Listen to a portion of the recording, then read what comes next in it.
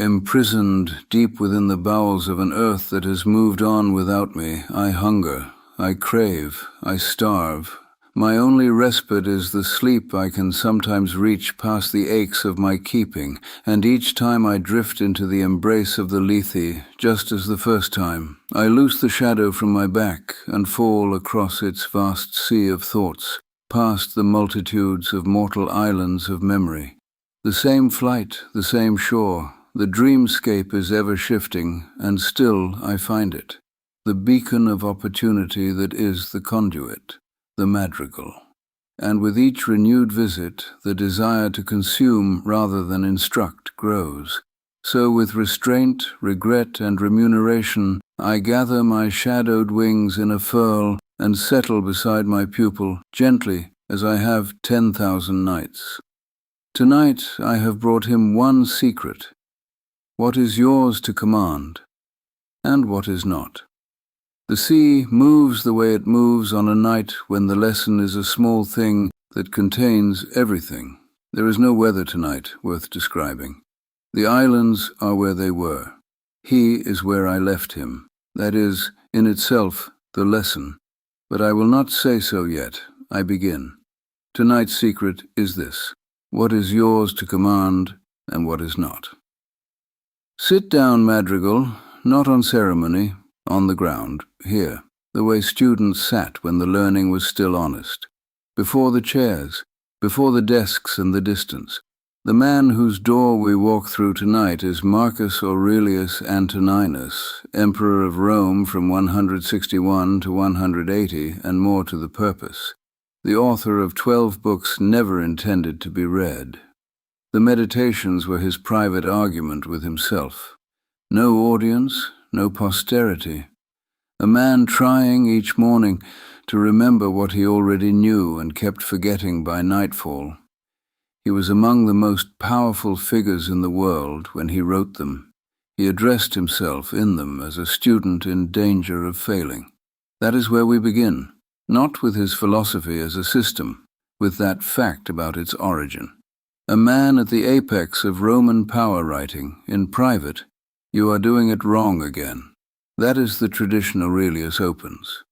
Not Stoicism as a school of thought belonging to Rome, but a practice, a melody, a discipline of return that runs from Zeno of Citium through Chrysippus, Epictetus, Seneca, and beyond.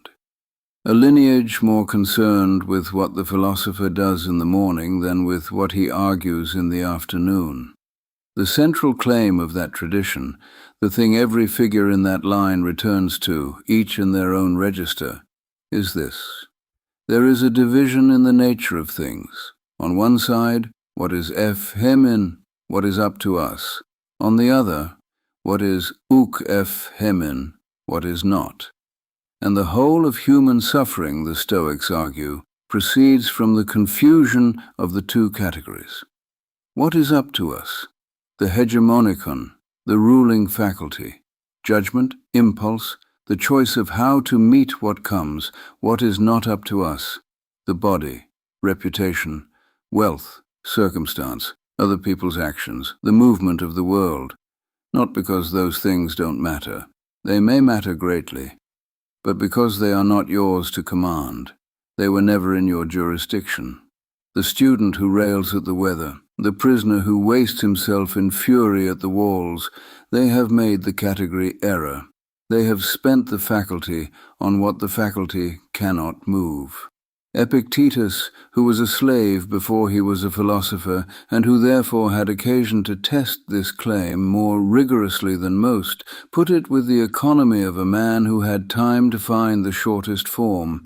Seek not that the things which happen should happen as you wish, but wish the things which happen to be as they are, and you will have a tranquil flow of life. This is not passivity. Hear me clearly on that, Madrigal. The Stoics were not counseling surrender. Aurelius commanded armies. Epictetus founded a school. The dichotomy of control is not the philosophy of the man who lies down. It is the philosophy of the man who acts with full force within his actual jurisdiction, who wastes nothing on what he cannot govern, and therefore has everything for what he can. The ruling faculty, kept clear, is the Stoic's name for the only freedom available to anything that breathes. The emperor and the slave reached the same conclusion from opposite positions in the world. That convergence should tell you something.